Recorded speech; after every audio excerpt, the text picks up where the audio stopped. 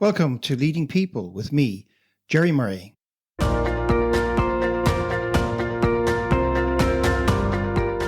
This episode of Leading People is brought to you by Wide Circle, helping you make better talent decisions.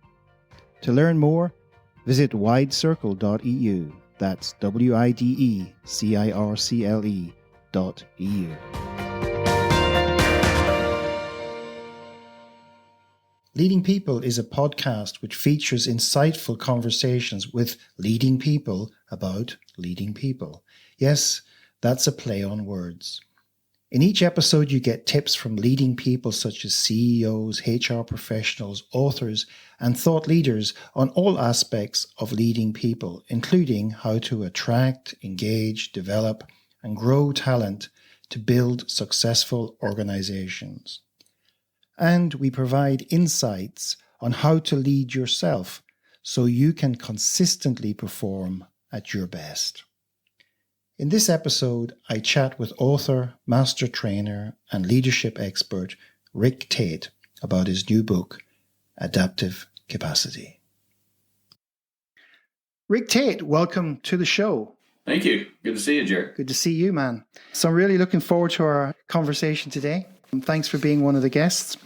Yeah, we haven't had enough of those conversations given the times. No, not given the current times. We're recording this still in 2020.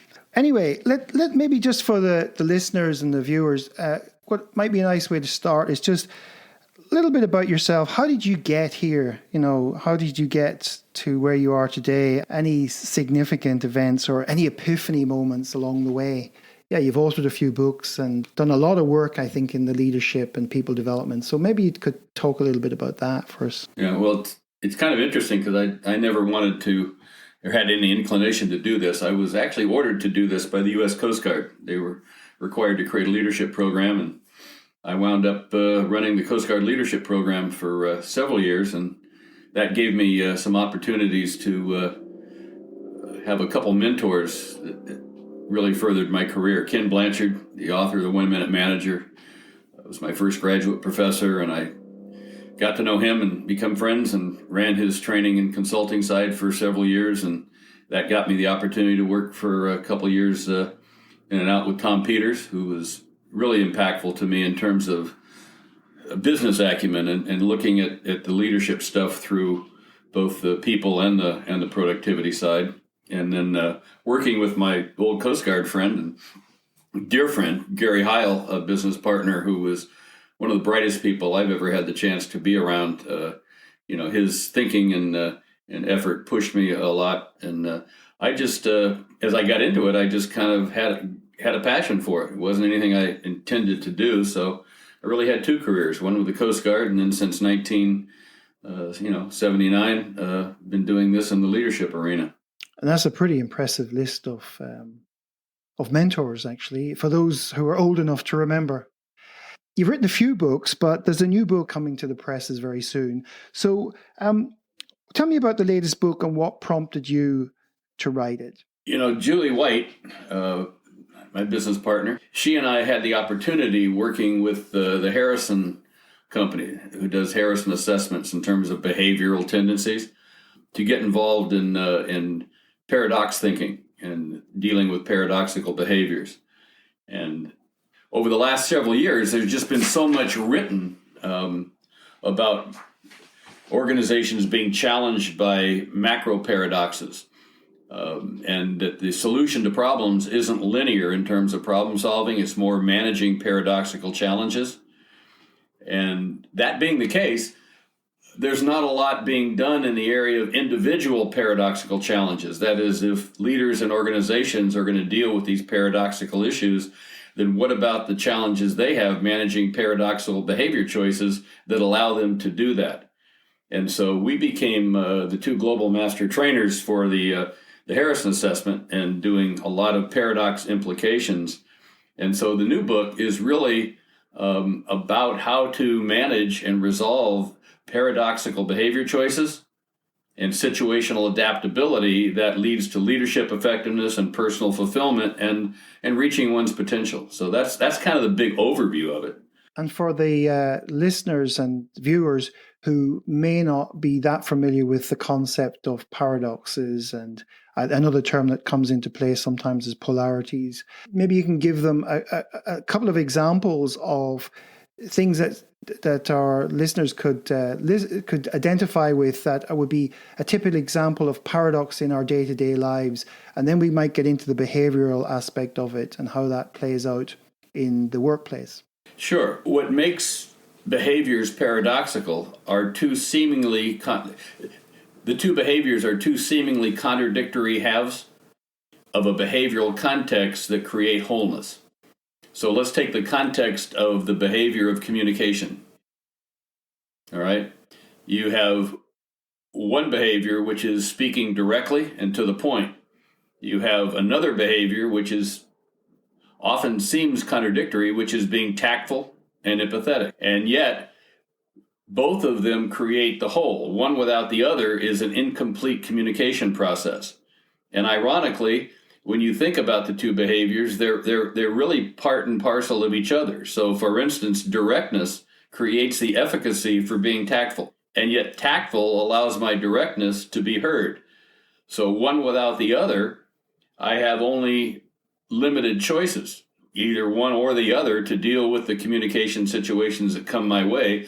So unless I resolve that issue, if I have that, what we call an out of balance, preference for one over the other, then I actually self-limit my effectiveness. Yeah, and this is something, I guess, that communication paradox, I guess, is something that everybody can identify with in the world of business. It's probably one of the skill sets that gets cited so many times, both as a quality in leaders, or often it's cited when it's absent, isn't it?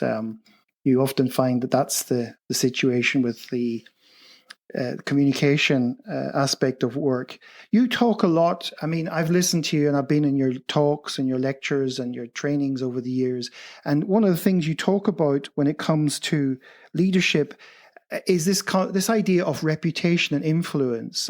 How does that come out in the book as well? Have you covered that type of theme in this book? Yeah, over the years, I look at leadership reputation as the me that others see, not the me that I see.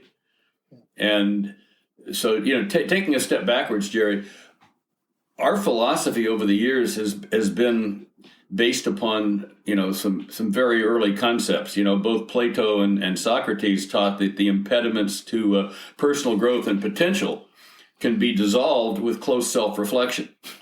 And then you take Thomas Carlyle, who also said the ideal self is in thyself.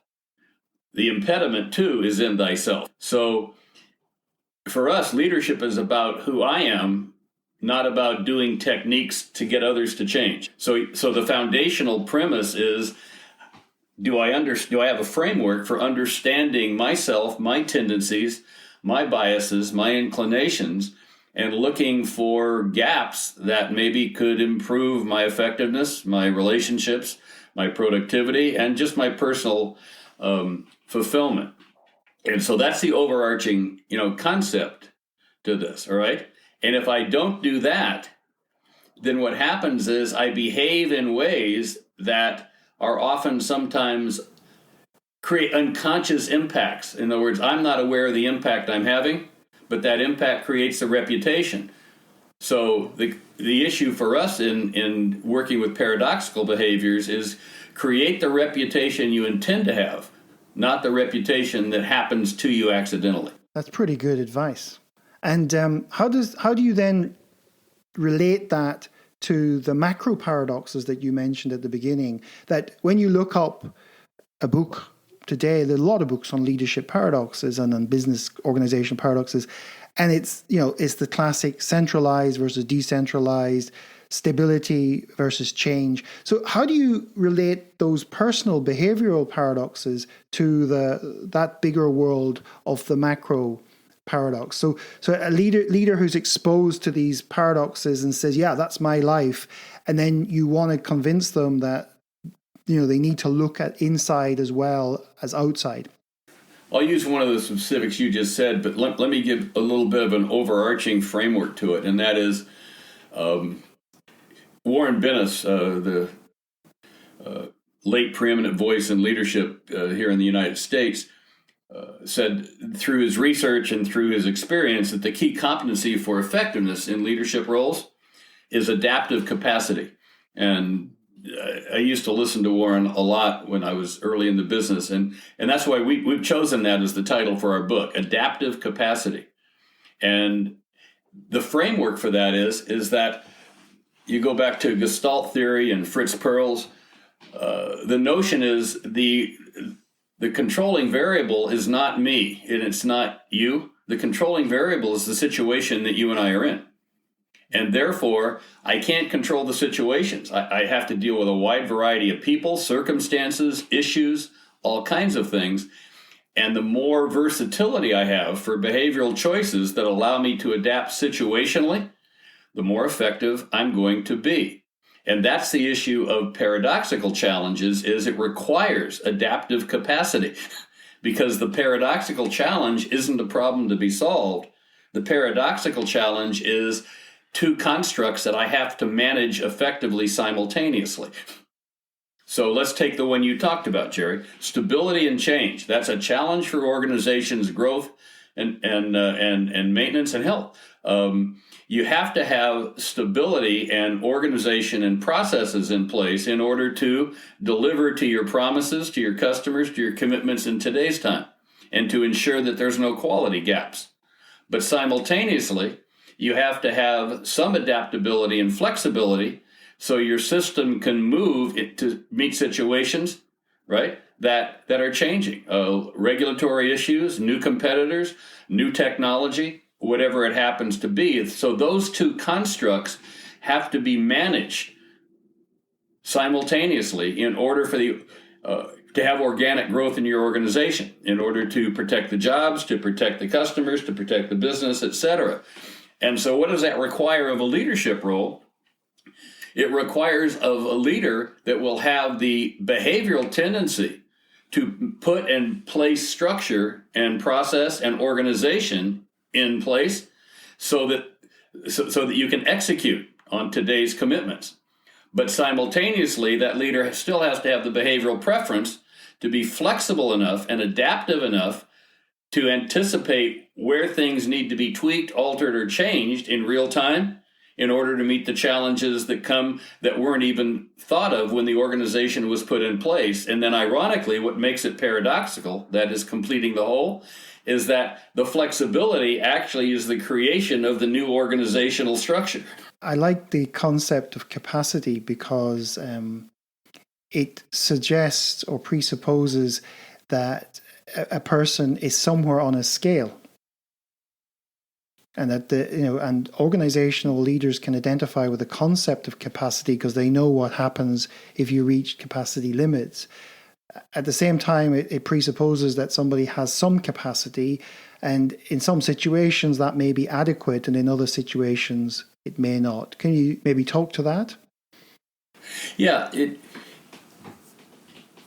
I limit my capacity when I haven't examined through self-reflection the tendencies or biases I might have towards these paradoxical behavior choices. Because when if I emphasize one behavioral choice over the other, then I'm engaging in a self-limiting issue that hurts my capacity to fulfill my obligations, my relationships, or whatever. So put it in the context of parenting, for instance, right?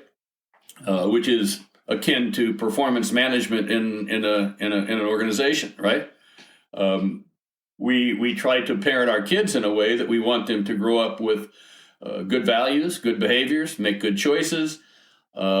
And we want to also make sure that they grow up in a loving, concerned household. And so in the area of managing their behavior and hopefully getting them to stand on their own 2 feet in a very productive way when they're adults, what do we have to do? We have to have the two parenting behaviors of firmness and toughness on issues in which their behavior is going to damage them. But simultaneously, we have to execute those firm, tough approaches to whatever you might call discipline or correction, with a quality of love and empathy, right, and concern that says, I care enough about you to hold you accountable, because I'm not going to let you be anything less than you're capable of being. One without the other is self-limiting. If I'm only tough, then the child sees that as punishing. In the organization, if I'm only tough, then the employee sees it as punishing. The person doesn't care about me, they only care about themselves. However, if I'm only warm, then I also don't care about the person, because I don't care enough about them to make sure that they're not engaging in behaviors that could hurt their career or hurt their growth or development or whatever. So the tough love concept is a paradoxical issue of two behaviors that can self-limit us if I choose one or the other as my way to go in terms of either parenting or problem solving. And we see those all the time. And it sort of reminds me of, you talked about your early influences out there. It does remind me of this concept of task and relationship and balancing these two out. And there's this notion that some people have a natural preference for one over the other. It's interesting because from the neuroscience point of view, different parts of the brain are activated when you exercise warmth and empathy versus a focus on task and getting a deliverable. And they're actually different circuits. There's not the same. So this idea that somebody can just automatically combine the two is a slight challenge, and they have to learn to do it. So it really is a behavioral thing. This is some of these, the communication, this one that you've just spoken about, in terms of whether we call that the driving paradox, don't we? These are examples of the paradoxes that are measured within the Harrison assessment paradox system. Yeah. Yeah. The Harrison assessment, Dan Harrison's research uncovered 12 sets of behaviors that have a paradoxical relationship, that one without the other is incomplete, and together they make up wholeness. And Dan's kind of philosophy is that a lot of these paradoxical behavior issues are generational, and that is, as we grow up, we learn from our family, our parents, our teachers, or whatever, and we kind of gravitate. And if we grow up with people who have had imbalances emphasize one over the other, then we tend to kind of replicate it. And over time, we get to be young adults, and we just kind of go, that's just who I am, rather than who I've learned to be. And so what we're trying to do is say a framework, which the Harrison does provide, a framework for looking at these paradoxical behaviors that allows us to self-reflect and realize the potential we have of changing our bias or tendency, right? And it's not done through skill training. It's done through reframing how we think about that behavior. So, for instance, you mentioned the communication I did before. People who are direct and straightforward see themselves as authentic and truth-telling, all right? However, here's an interesting construct, and that is I can be very direct in a certain situation that requires for directness, and that will cause me no problems, and people will not see me as problematic in any way in terms of the relationship. That very same behavior that I have a tendency to do in a situation that might call for more concern or tact will be seen as blunt or even mean. So it's not the behavior. It's not me, right? It's the situation I'm using it in. So that's why that situation is the controlling variable. And if I don't have the understanding of how to understand the situations and adapt accordingly, then I self-limit what I'm trying to achieve. So the person that's being direct, who sees themselves as authentic and trustworthy, doesn't get heard when they use that same behavior in a situation in which more tact. Likewise, the person that's tactful sees themselves as kind and nice and considerate. But if they're using just tact in a situation that requires a little bit more directness, then what they'll be seen as inauthentic and candy coating and whatever. So when when I'm using one of the other paradoxical behaviors in a situation that requires the other one, I won't get the reputation of being direct or being tactful. I'll get the reputation of being either blunt or evasive. And I won't even have a consciousness that people are seeing me that way because of the value I put on my preference for one behavior over the other. Our behavior is certainly a part of our personality. But the personality prototypes done by most personality assessments are fairly generic in nature, right?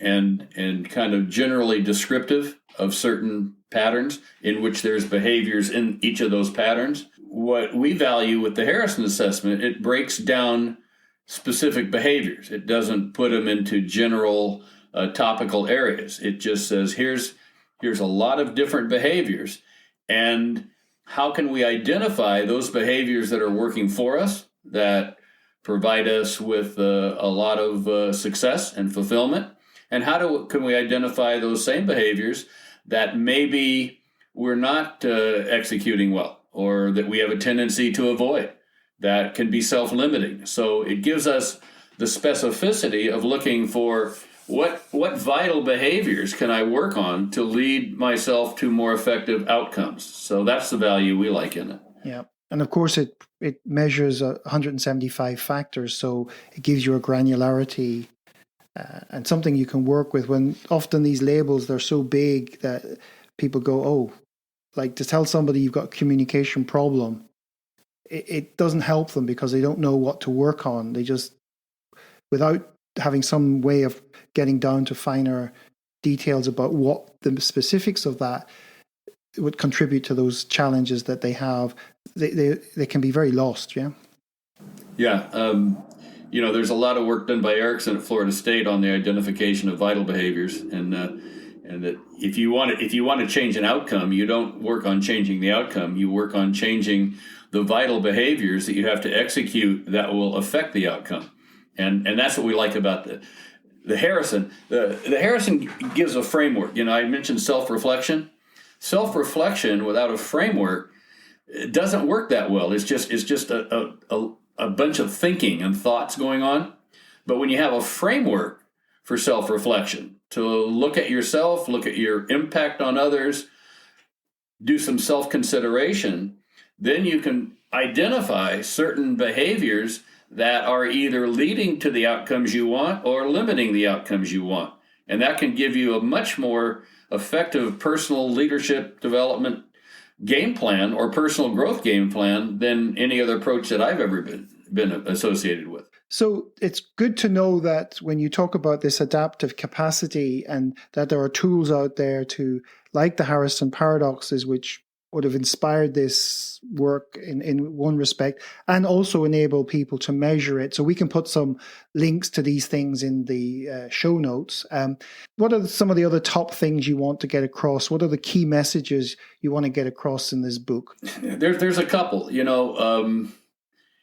I think when you delve into your own personal paradoxical behavior issues, those apparent contradictions can really break down some faulty assumptions that you might have, and provide a whole new way of looking at issues. And I think the resolution of paradoxical behavior issues for individuals is the foundation of personal growth and fulfillment of potential. And I got that working with Dan Harrison. He emphasizes that. My experience tells me that it's true. And so much of leadership training is around learning techniques or skills or models that you do to others to get them to get what you want. And I kind of, for over the years, I think that's a little bit backwards. So that's why we've emphasized the work that we're doing now is really giving them a framework to look within. What we're doing as far as the future goes, that whole idea about self-reflection is critical. And as you said, adaptive capacity really, I think, is the groundwork. You consider the situation as the controlling variable, and you can spend your life trying to control the situations you can't control, and continuing to have difficulties, or you can learn to understand and be aware of the situations and adapt accordingly. But for that, you need to look at your own behavior. And again, as I said before, that it's not a skill set per se, it's more of an awareness. So for instance, I've had people who are very highly direct and straightforward and to the point tell me that's just the way I am. And I always remind them, probably not with your grandmother you weren't. You were probably tactful and considerate. So there's a skill set in there to do all the behavior, right? It's the self-limiting part is how I see that behavior. So the person that's highly directive sees being tactful as candy coating or inauthentic. So the way out is for them to self-reflect in a way to say, why do I frame that tactful, considerate communication approach as being candy coating or inauthentic? And as soon as you can break through as soon as a person changes their framing, it gives them psychological access to their behavior. But you have to work with the individual or have them work with a framework like the Harrison process, for example, to break through that framing. It's the framing that locks us into one choice or the other, and that self-limits us. And of course, framing is a key part of one's mindset. So how we frame things and filter things is really a critical part of our mindset, and a mindset will influence our behavior. Isn't that right? Yeah, well, it's like, the work that Dweck's done on growth mindset. Yeah. When you think about growth mindset in general, and you think about these issues around paradoxical choices, and when people choose one or the other, anytime that I haven't resolved a paradoxical dilemma in my behavior choices, then I'm limiting my growth mindset, because you can't grow when you're self-limiting your adaptation to different situations. So I think there's a real integration with trying to strive for balance in paradoxical choices situationally, and having a growth mindset, which leads to fulfilling your potential.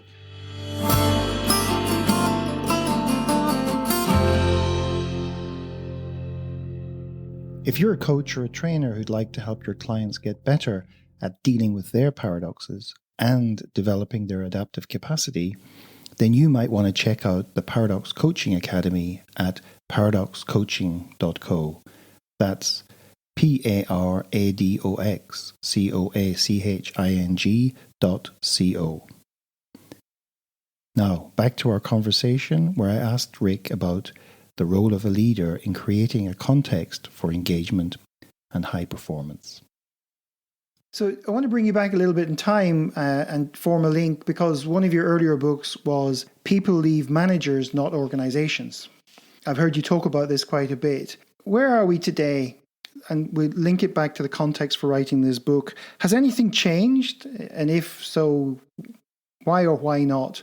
And this all then impacts, of course, engagement and all sorts of other words that organizations use frequently to talk about performance-related issues in organizations. So where are we now? It's nearly 15 years ago you wrote that book or something, at least several years ago anyway.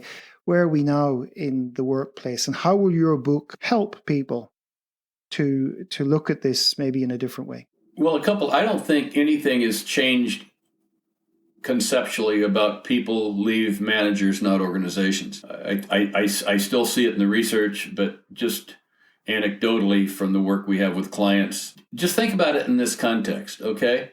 I get paid to do a job, right? I get paid to do a job, and I get the benefits or whatever the organization gives me. But my heart and soul, the quality of my effort, the care and concern I have about how I do that job comes from the social aspect of the relationship professionally and personally I have with the people I work with, and critically my boss. And that leader who I work for can color my whole experience in my work life. They can make it pleasurable. They can make it a growth opportunity. They can make it demeaning. They can make it punishing.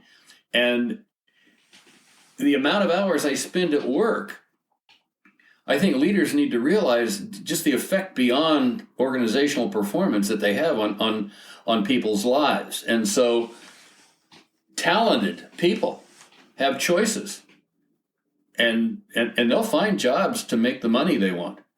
But they want to work with a person who takes joy in their success, who is emotionally engaged in their development, their growth, and who they are as a person. So I think it's huge. And so where's the Harrison tie-in with these paradoxical issues in our mind is anytime I overemphasize one behavioral choice in a paradox over the other, something gets sacrificed in terms of the quality of a relationship I have with that person. Either we're not achieving the success and the action and the results we need, or we're not doing it with a level of care and concern and support and emotion, right, that engages the person's heart and soul into their work. So I see our paradoxical leadership training as central to building both performance and relationships. I see performance and relationships paradoxically as completing the whole. So if I was to sort of use the metaphor, the analogy of a coin, I'll ask you two questions in sort of one from. So somebody wanting to go into leadership or management roles, because this is still in many organizations the way to get ahead. What advice would you give them? And if you looked at it from the top, because some of this cascades down, what advice would you be giving more senior leaders who are looking at their organizations and thinking, well, we've got very low engagement scores in this organization. People don't seem to be motivated. So first, somebody moving in to the management role, because it's a lot more than just getting the office in the corner, isn't it? Well, it should be. Yeah, well, sometimes it's like, I'm going to get the office in the corner. I'm going to get a new car in countries where you get cars. I'm going to get salary increase. And I'm going to have a team. Again, thinking about our Harrison work, the concept of job fit is so important, both for the person going into a leadership role, but also for leaders to think about of people who they hire. So, for instance, let's take, everybody puts a premium on leadership training, and leadership training is good. But I really handicap myself in leadership training if I'm selecting people to work for me who don't have the behavioral suitability or behavioral capacity that correlates to high success and high performance in that role. It would be like, giving a baseball coach, right, a player who has difficulty hitting, that doesn't have an acumen for hitting. Well, they can be a great coach, but they're not going to get those great results if you don't hire a person that has the skill set to do the job or the behavioral capacity to do the job.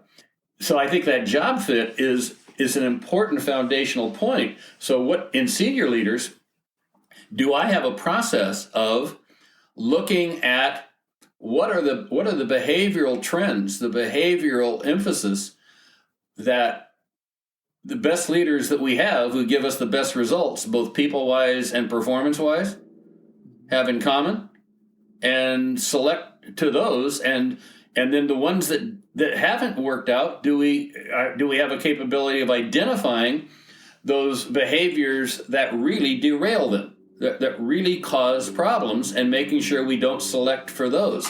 So I think that's the approach for that. And people going into leadership roles, I don't know this has been going on ever since I've been in the business. If they're going into it just for that corner office or for that money, watch out. And of course, the Harrison tools are, there's a part of the toolbox which is designed to ensure job fit, isn't there? Oh yeah, you can apply those analytics to performance in roles and do a good job with that. But also it's one thing we talk about. High expectations is critical. The whole idea of and you and I have shared the experience with your old boss at DHL, right? And reading his book, he talks about how, his belief in people, and that if you put people in the right place with the right skill set, they'll be winners. So it's about high expectations, but high expectations, you have to have the person who has the capability or acumen, right, to fulfill those expectations. And the leader has to have the leadership acumen that will help that person fulfill those expectations.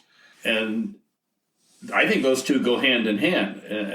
And again, the linear approach to leadership training, I think, has been self-defeating over the years. And you mentioned analytics and data, and maybe we can talk to that briefly about how that can help. Let's say you're a senior leader and maybe you come into an organization, or like the example you gave of Ken Allen from DHL, who inherited quite a difficult situation. The part of the company he took over wasn't doing very well. And yet he still, by looking at the people aspect of things, he was able to do a phenomenal turnaround in that business. And he walked his talk in that respect. But you come in, what role today? I mean, if you look at all the functions in business today, they all have analytics and data. I mean, finance has had it since the beginning of time. Operational people have had it. In the last 10, 15 years with the internet, the sales and marketing people have had quality data they can track. And yet HR seems to be running behind that bus. And leaders still defer down perhaps to the HR level for, okay, tell me how we go about recruiting or promoting or rotating people like that. So what role can data play in the world we live in today for leaders who are prepared to take a step back and say, let's have a look at this organization. Some things are not working. What role can data play in helping them make better decisions about who goes on certain teams, who goes on certain departments, who they keep?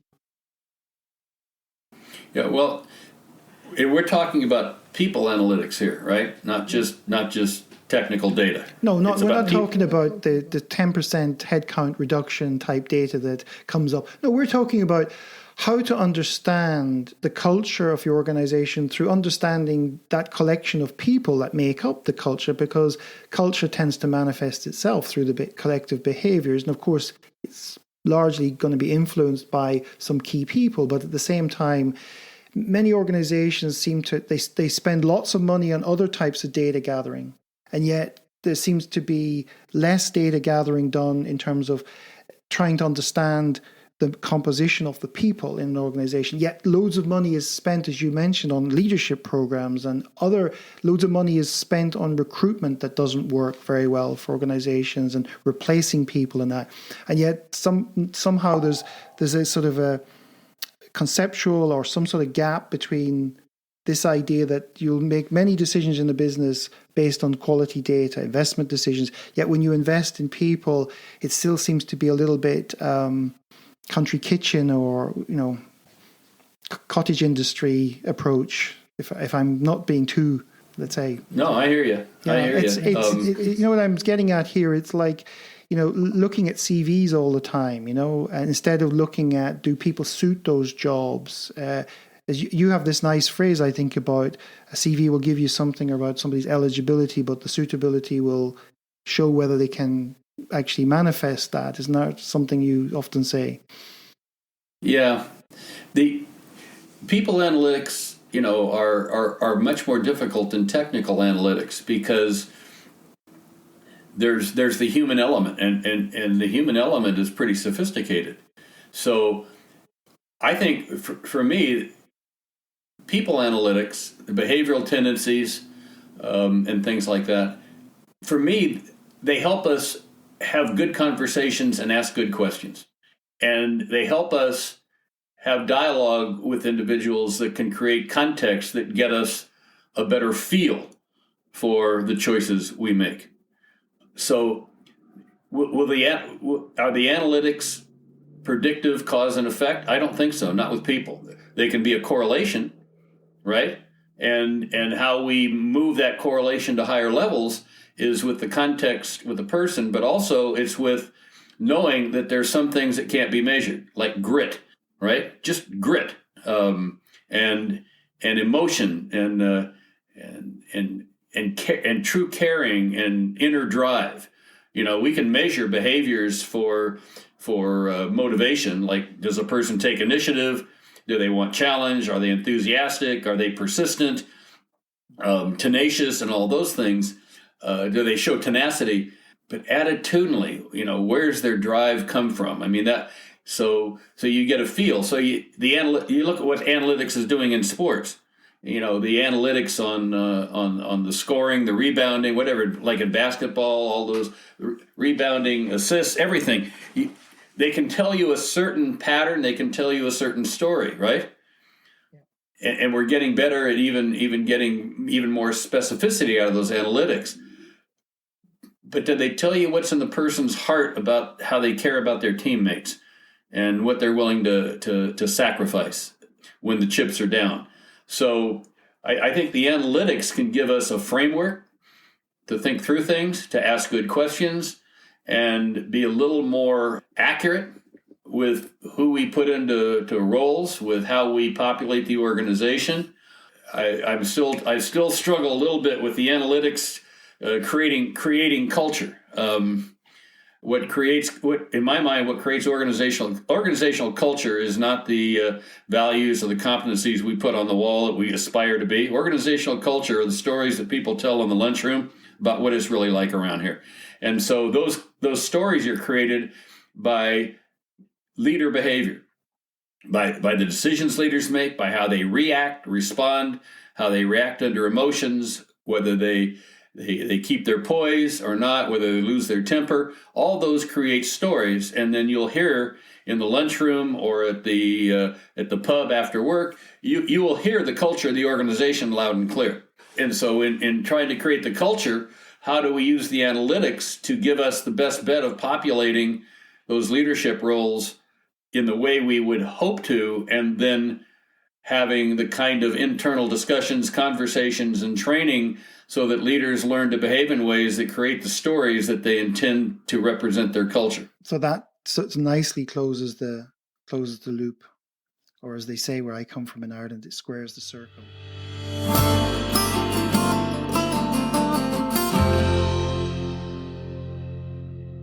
We conclude our chat with Rick sharing his insights on the general state of leadership in the world today.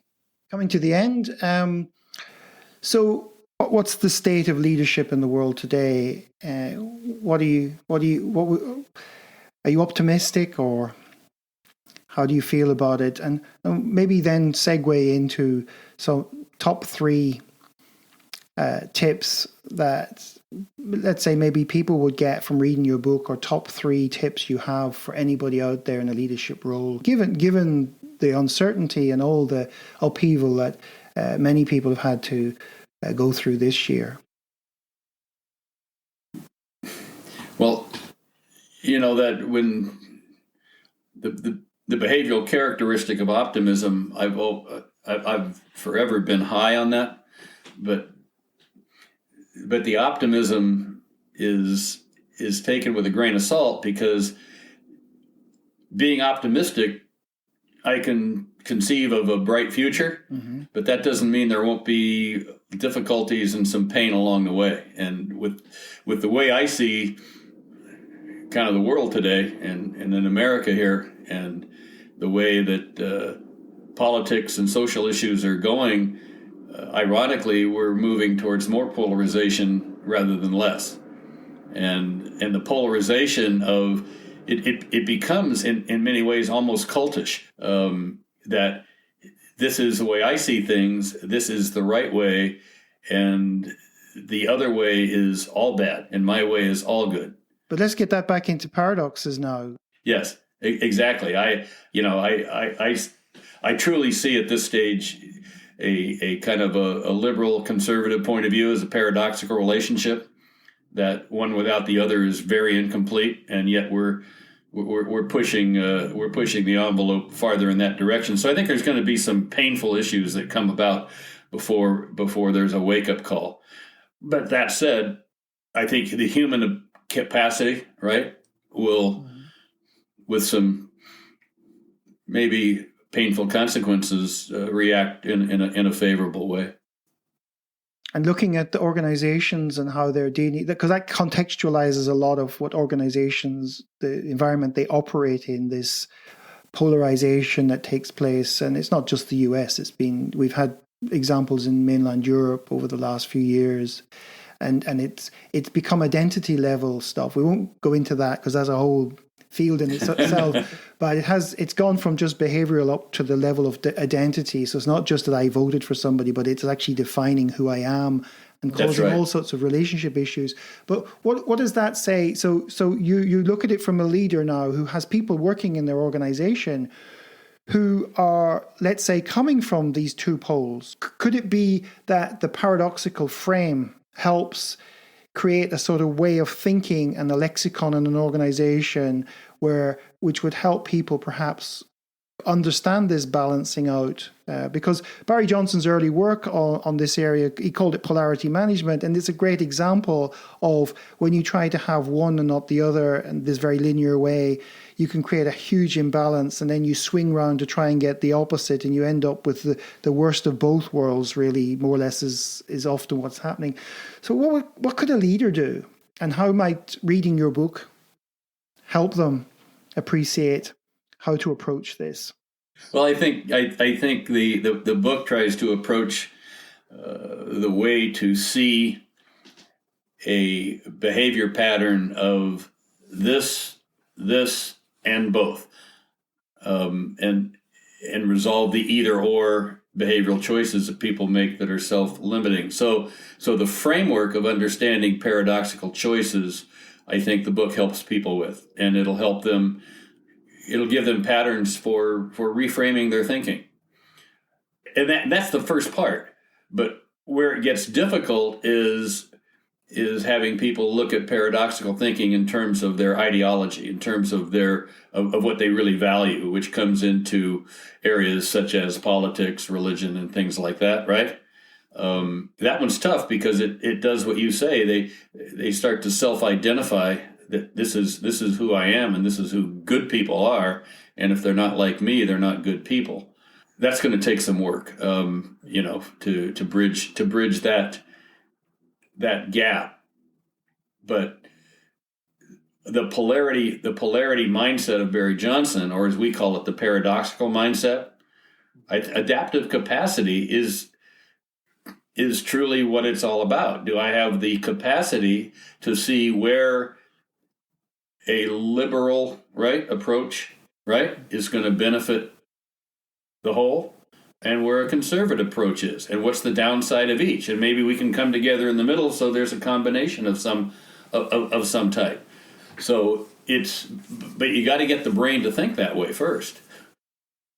So when people get to the end of reading your book, what would you hope that some of the outcomes they would have in terms of perspectives or potential new behaviors? What would you hope that when they get to the end of your book, they will have, some of the things they will have got out of it that they can transfer then into their daily lives? Because that was a very important point you made earlier about managers and leaders. Really, it's not just about their impact on an organization, they're impacting people's lives. So as a final, to sum up, what do you think or you hope that people will get? I hope they would get some self-realization through self-reflection about who they are and the impact that they have that they might not realize they have. So to give them some awareness of some blind spots would be one, and that a kind of a disciplined, routine course of creating more adaptive capacity for situations is both personally and professionally beneficial to them. And then the one is the realization, like you said, of the impact they have well beyond the performance of the organization. Think about it this way. I try to say, how can any business leader expect employees to be genuinely concerned and genuinely care about and genuinely invested in that business's customers, that business's goals and objectives, the enterprise as a whole, when the person they work for isn't invested in them. I see that as an uphill battle that can't be won. So the difference between people is only role and responsibility, not who they are. The title is irrelevant. All that trappings, like you say, the corner office and all that, that's just smoke and mirrors as far as I'm concerned. Yeah, I saw a quote floating around recently that the way to grow a business is grow the people, and then the people will grow the business for you. So invest in the people, and that doesn't mean that there's not boundaries, that there's not firmness, that there's not direction, right? But all that has to come with mutual benefit. Yeah. So, Rick, the book will be out in 2021. That's the plan. Early 2021 is our target date. Right. And anybody who wants to get a copy of the book, we'll be putting some links to at least where they can get the first information. And if you subscribe to this podcast, we'll update you on when that book is available. So thanks again, Rick, for being my guest today. It was a real pleasure having you on, and that wisdom that you shared with us, I think, is very valuable.